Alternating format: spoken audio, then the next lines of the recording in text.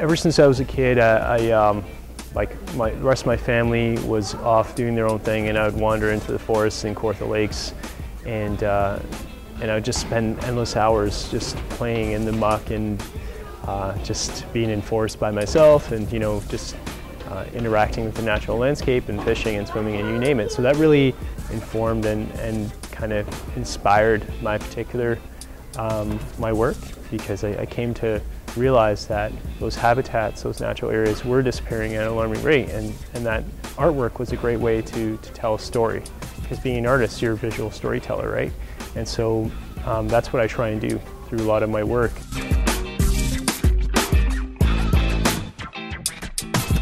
I used to use a lot of oils, but now I'm mainly into acrylic and watercolor. And I also get into just graphite and mixed media, and also using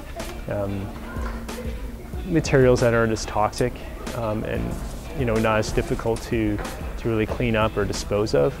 That's very important to me, especially with the mixed media stuff. I incorporate natural materials, things from forests like biomass, different things like trees and birch bark and all kinds of different things into my work.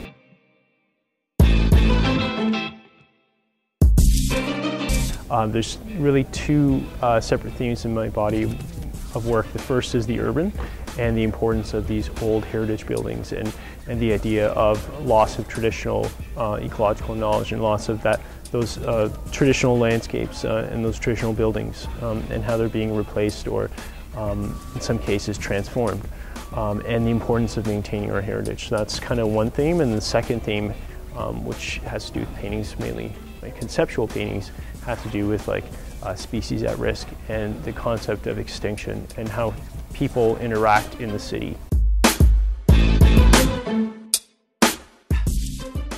Definitely the one with the books. Well, just by looking at the piece, it's not like a perfect realistic kind of piece like a Bateman.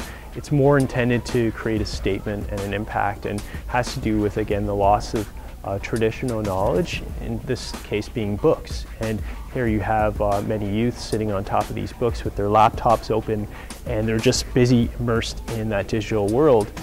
Meanwhile, they're unaware of the changes happening in the world around them. And the irony is that those hundreds and thousands of books and the pile of books they're sitting on can now be simply compacted into a single microchip. So it's like, again, the digitizing of our world and just scaling everything down and making it very compact through technology.